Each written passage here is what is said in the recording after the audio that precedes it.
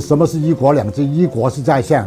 两制在香港是在下面，两个制，一个国家两个制度，不是允许香港完全独立自立，香港是有自治的权利，但是在国家安全的情况下，不影响国家的安危，不影响国家的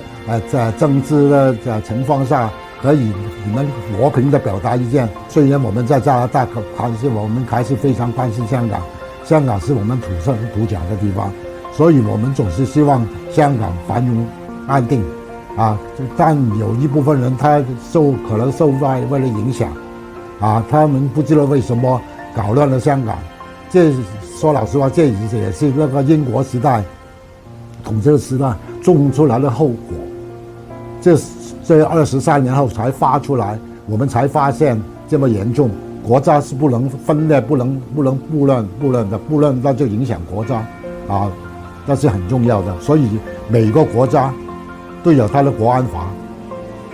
香港就23年来都不能立法，23条也立不成，所以国家才出手。我认为是应该的，的确需要的。如果再不立法，香港就完蛋。自由是有限度的，自由是不影响人家的安危，不影响国家的情况下才开始发表的意见，同时和平的发表，不能动乱就不对。